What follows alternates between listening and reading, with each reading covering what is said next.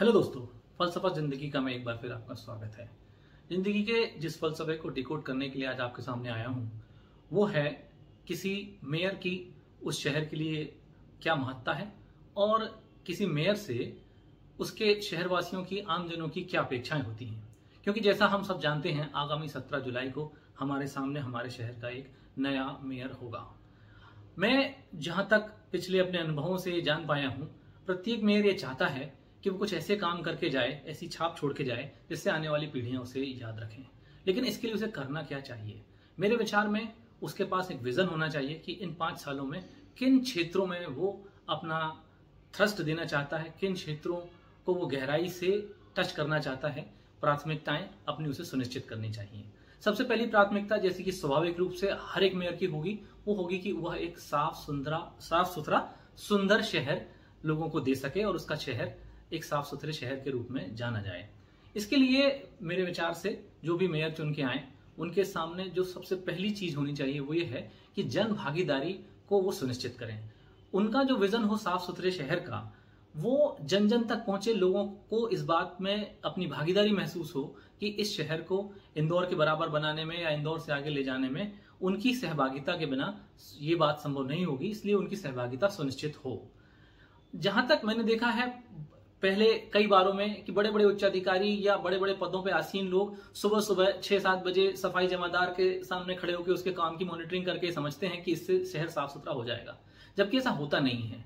आपको उन एजेंसीज पे नजर रखनी होगी जिनको ये काम दिया जाता है। पहले तो जब ये एजेंसीज नियुक्त की जाती हैं तो उनकी नियुक्ति में कोई भ्रष्टाचार ना हो, और उसके बाद उनके ऑपरेशंस में, उनके पेमेंट में किसी तरह की कोई दखलंदाजी और चीजें ना हो, तभी शहर साफ सुथरा रह सकता है। हम जानते हैं कि आज आईटी का युग है, सारी चीजों की मॉनिटरिंग बहुत आसान है। आप उन सब का इस्तेमाल करके रियल टाइम मॉनिटरिंग करा सकते हैं, एक प्रॉपर कंट्रोल रूम नगर निगम में बैठा सकते हैं, जिससे सफाई एजेंसीज पे, उनके काम पे, उनकी गुणवत्ता पे नजर रखी जा सके।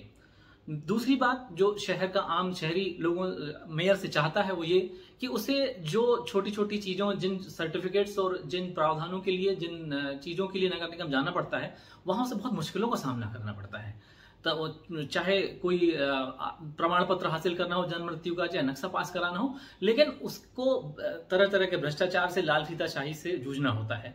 जबकि जो इस तरह का भ्रष्टाचार है वो बहुत आसानी से काबू में किया जा सकता है, कंट्रोल किया जा सकता है।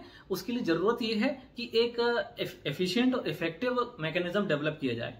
उसको करने के लिए जो भी मेयर आए चुन के, वो ये कर सकते हैं कि जो हमारे कॉलेजेस के स्टूडेंट्स हैं, जो चाहे एमबीए में पढ़ रहे हो, चाहे जो सिविल में पढ़ रहे हो, इंजीनियरिंग कॉलेज में, हमारे शहर में कई अच्छे इंजीनियरिंग कॉलेजेस हैं जिनके छात्र इंटर्नशिप करने के लिए बाहर जाते हैं, उनको वो अपनी टीम में समाहित करें इंटर्नशिप के लिए। वो इधर उधर जाने के बजाय उनको नगर निगम लाया जाए, और इस तरह से एक अच्छा इफेक्टिव और यंग जनरेशन आपको बिना कोई अतिरिक्त दाम के काम पे मिलेगी, जिसको कि आप समाहित करें अपनी एजेंसीज के साथ में, अपनी टीम के साथ में, और फिर उनके काम का मूल्यांकन कराएं, उनसे कराएं, और रिपोर्टिंग आप अपने पास रखें। इससे ये जो आम शहरी भ्रष्टाचार और लाल फीताशाही से जूझता है, उससे उसको मुक्ति मिल सकती है। यहां तक आपने देखा होगा जैसे दिल्ली सरकार है, अन्य कई सरकारें ऐसी हैं जो बहुत सारी निगम वाली सेवाओं को अब घर पहुंच सेवा के रूप में प्रदान कर रही हैं। तो आपको कम से कम 7 या 8 सेवाओं के बारे में यह संकल्प लेना चाहिए कि ये सेवाएं आप घर पहुंच सेवा के रूप में अपने लोगों को उपलब्ध कराएंगे। हमारा शहर जिस एक चीज के लिए पूरी दुनिया में जाना जाता था, वो थे हमारे तालाब। हमारे तालाबों का सौंदर्यीकरण और उनको फिर उनकी गरिमा प्रदान करना, ये भी हमारे मेयर के विजन में होना चाहिए। क्योंकि मैंने देखा है देश विदेश में इतने सारे पर्यटक स्थल हैं, पर उन पर्यटक स्थलों में वो बात नहीं है जो जबलपुर को प्रकृति ने नैसर्गिक रूप से दी है, और हमारे पुराने जो राजा महाराजा थे जिन्होंने तालाबों का निर्माण कराया, उनने इसे जो सौंदर्य प्रदान किया है। तो इन तालाबों का सौंदर्यीकरण करके, इसके अलावा जो मां नर्मदा के सुंदर घाट, भेड़ा घाट, गौरी घाट हमारे पास उपलब्ध हैं, उनको विश्व स्तर का बना के और फिर जबलपुर की एक अच्छे पर्यटक स्थल के रूप में मार्केटिंग किया जाना, यह अगर कोई मेयर सक्सेसफुली कर पाए, सफलतापूर्वक कर पाए, तो उसको जन्म जन्मांतर के लिए अमर होने से कोई रोक नहीं पाएगा। लेकिन आश्चर्य की बात यह है कि इस पर कभी भी किसी ने ध्यान नहीं दिया।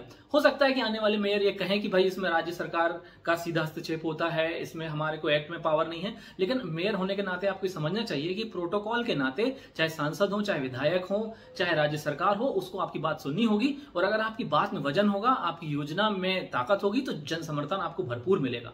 तो जबलपुर को एक अच्छे पर्यटक स्थल के रूप में दुनिया के सामने लाने के लिए आपको बहुत ही अच्छा अवसर मिलने जा रहा है।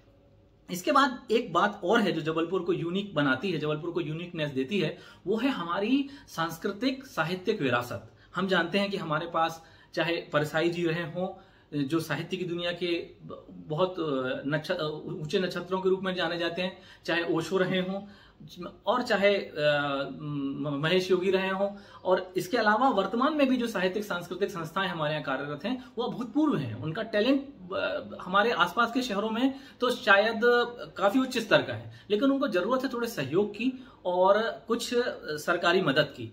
जो मेयर हो वो अपने विजन में इसको जरूर शामिल करे। कुछ अच्छे नाट्यगृह बन रहे हैं, कुछ अच्छे सभागार बन रहे हैं, उनका इस्तेमाल इन संस्थाओं को करने दिया जाए और इन संस्थाओं का उपयोग करके ऐसे अच्छे उच्च स्तर के चाहे नाटक हो, चाहे कविताएं हो, चाहे अन्य किस्म का साहित्य हो, उसको सामने लाया जाए और इसकी भी भरपूर मार्केटिंग पूरे प्रदेश और पूरे देश में की जाए।